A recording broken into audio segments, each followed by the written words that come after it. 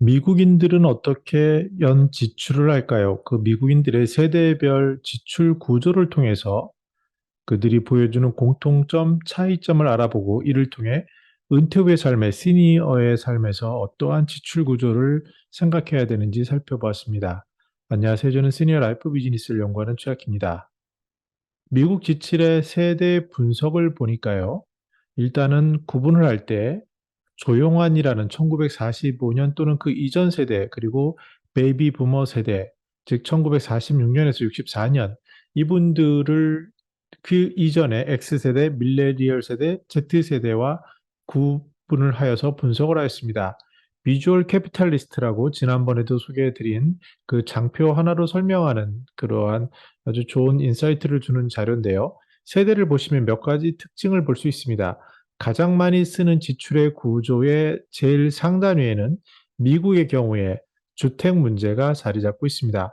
물론 우리나라와 몇 가지 차이점은 있지만 인간의 삶이라는 측면에서 봤을 때 주택은 공통적인 특성을 보일 수 있고요.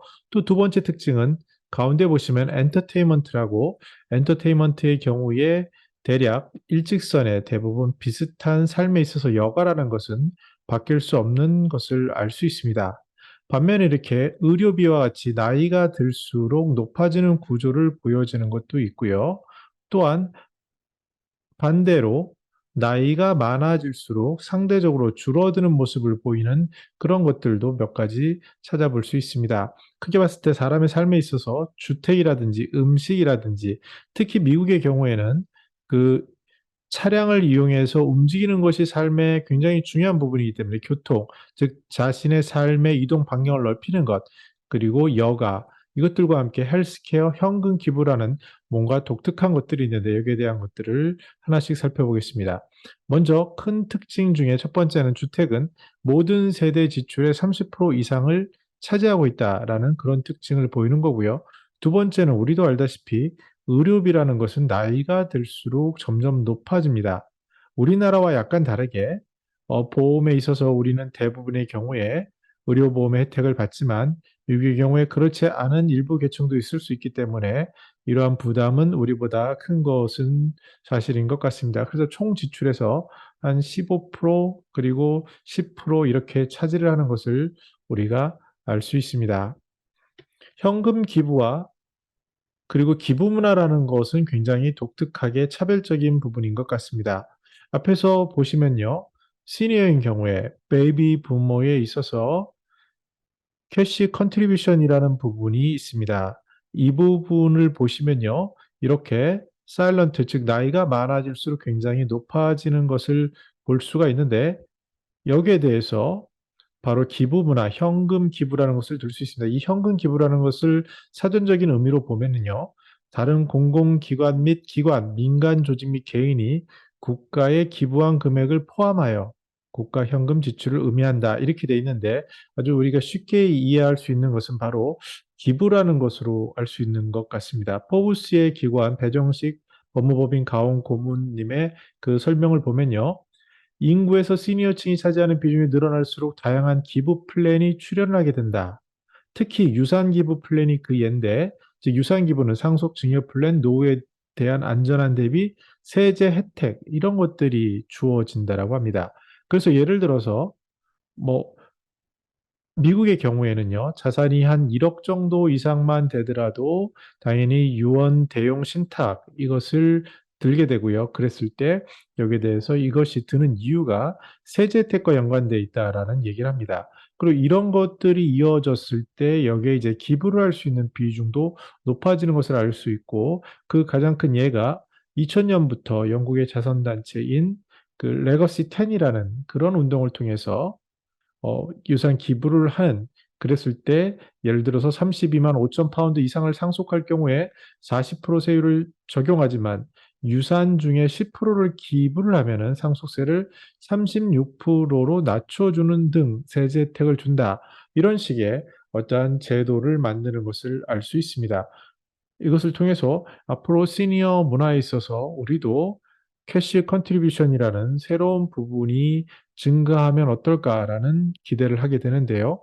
1인 가구가 증가한다든지 특히 최근에 액티브 시니어 중에 미혼인, 미혼인 시니어들도 계시고요. 그분들이 자산 규모도 많으신 분들이 있는데 이분들은 보다 사회에 의미 있는 것, 당신들이 어, 사랑했던 것, 그런 것들에 기부하는 그런 행태도 우리도 조금씩 늘어나지 않을까 보여집니다. 정리해 보면요. 은퇴 후 삶의 현명한 지출 및 안정망 구조가 필요한데요. 삶의 기본이라고 할 수 있는 것은 누구도 무시할 수 없는 집과 음식에 대한 것일 겁니다. 그래서 어떻게 보면은 집이 있고 여기에 대해서 비용이 지출이 되지만 뭐 미국의 일반적인 월세라든지 뭐 자가주택 이런 것을 빼면요. 우리나라의 경우는 한 70% 정도는 자가가 많이 있으니까요. 근데 여기에 아무튼 드는 비용이 만약에 적다면 그리고 음식에 대해서 안정적으로 그러한 좋은 음식을 공급받을 수 있다면 삶에 있어서 큰 문제가, 걱정이 사라지는 것을 우리는 알 수가 있고요. 여기에 대해서 나이가 들면서 건강 의료비가 발생을 하는데 국가에서 촘촘한 안전망을 제공을 하고 더 나아가서 누구나 아프면 병이 걸리는데 이때 이것을 예방할 수 있는 그런 활동을 미리미리 준비하게 되고 또 그리고 과다한 의료비 지출 대신에 웰장이라는 개념으로 자연스러운 자기 결정권으로 사전연명 의료에 대한 결정을 한다든지 이러한 것들이 준비가 된다면 우리의 삶이 그렇게 크게 불안에 떨지 않아도 될 것으로 보여집니다. 다만 누구나 다 사회적 약자가 되고 특히 교통 약자가 되기 쉬운 시니어의 경우에 이러한 교통망에 대한 비용이 미국의 경우에는 뭐 차량 운행 이런 것들로 굉장히 높았지만 우리나라의 경우도 이동권에 대한 안전, 특히 뭐 서울시나 부산시에서 시행했던 유니버셜 디자인 같은 그러한 고령 친화적인 에이징 프렌들리한 그런 도시를 만들어가는 노력들이 가미되고 더 나아가서 그 교통, 이동에 대한 보장을 해주는 혜택들이 늘어난다면 어떨까 생각을 해보고요. 삶에 있어서 꾸준히 변하지 않는 엔터테인먼트, 여가에 대해서 사회에서 마련한 여러 가지 프로그램들, 특히 커뮤니티 활동들, 그리고 좀 더 저렴하게 활용할 수 있는 지역의 뭐 운동과 관련된 또는 여가 모임과 관련된 지원들, 문화, 예술, 체육 이런 것들에 대한 것들이 지금처럼 줄이는 것이 아니라 더 확대한다면 이런 생각을 해봅니다. 나아가서 우리에게 부족한 것, 우리의 삶에 대해서 자신과 자신의 가족을 넘어서서 이웃과 사회와 또 더 나은 미래를 위해 준비하는 그래서 작은 금액이라도 기부를 할 수 있고 그 기부에 대해서 세제 혜택과 같은 인센티브가 주어짐으로써 유산 기부가 활성화되는 이러한 것들에 대한 단서를 미국의 세대별 지출 구조 속에서 살펴볼 수 있었습니다. 저는 더 나은 시니어 삶 공동체를 연구합니다. 감사합니다.